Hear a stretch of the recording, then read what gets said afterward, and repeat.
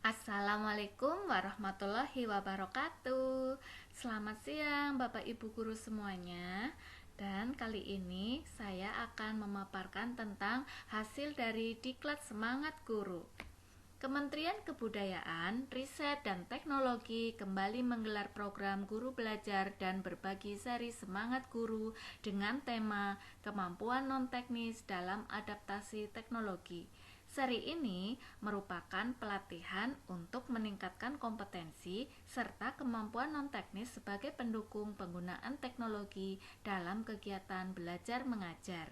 Sebagaimana kita ketahui bahwa akselerasi teknologi dalam dunia pendidikan akan memberikan pengaruh yang besar apabila diaplikasikan dengan cara berpikir kritis, komunikasi yang baik, kreativitas dan kolaborasi yang biasanya dikenal dengan sebutan 4C.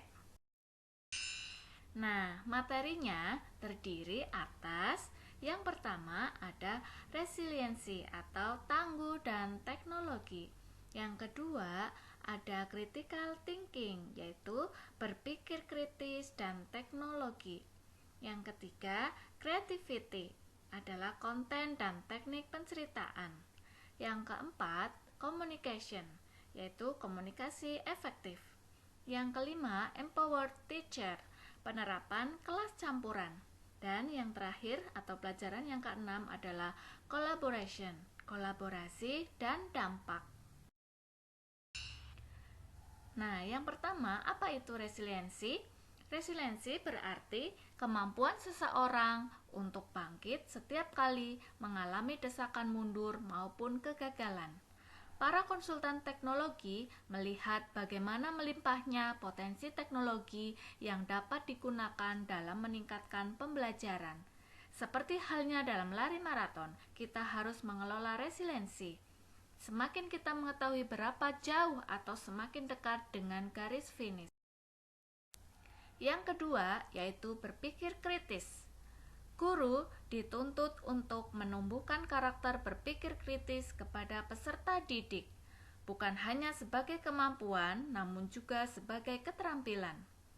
Berpikir kritis merupakan proses berpikir, observasi, refleksi, dan menalar yang disiplin, mahir, dan aktif dalam membuat konsep dari menerapkan, menganalisis, mensintesis, dan atau mengevaluasi informasi. Yang ketiga adalah kemampuan bercerita.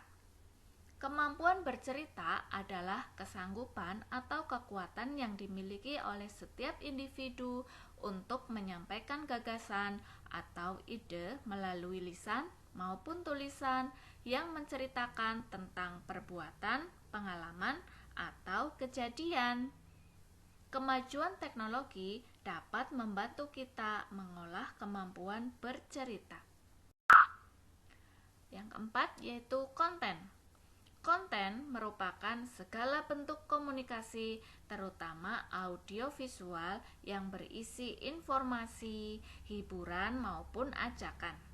Tahapan membuat konten terdiri atas perencanaan, mengeksekusi, dan membuat rencana. Yang kelima adalah komunikasi efektif. Komunikasi yang efektif merupakan proses pertukaran ide, pemikiran, pengetahuan, serta informasi yang disajikan dengan cara yang paling dipahami oleh penerima, sehingga tujuan atau niat dapat terpenuhi dengan sebaik mungkin. Dalam keadaan pandemi ini, sesama manusia mengalami keterbatasan dalam bertatap muka atau bertemu, sehingga dibutuhkan sebuah metode komunikasi yang efektif dan tepat sehingga interaksi dan hubungan baik tetap dapat terjalin dengan adanya komunikasi yang efektif. Disinilah teknologi berperan sebagai perangkat yang menghubungkan interaksi sosial. Nah, pelajaran yang terakhir yaitu tentang metode belajar campuran. Kelas campuran merupakan kelas yang menerapkan pembelajaran campuran yang memungkinkan peserta didik mendapatkan pengalaman yang optimal. Metode belajar campuran atau yang dikenal dengan blended learning merupakan program pendidikan yang memberikan fasilitas belajar kepada peserta didik dengan memenuhi ciri sebagai berikut. Yang pertama, mengikuti pembelajaran secara asinkron yang memungkinkan peserta didik bebas untuk mengatur waktu, tempat, alur, dan tempo belajarnya. Yang kedua, mengikuti pembelajaran sinkron dengan pendampingan guru pada suatu waktu dengan moda belajar tertentu. Yang ketiga, menghubungkan beragam modalitas atau mata pelajaran menjadi suatu pengalaman belajar yang terpadu dan terintegrasi. Dan yang terakhir, membantu peserta didik menjadi pelajar merdeka belajar yang berkomitmen pada tujuan, mandiri pada cara dan reflektif dalam mencapai sasaran belajar yang disepakatinya. Nah, demikianlah. Terima kasih. Wassalamualaikum warahmatullahi wabarakatuh.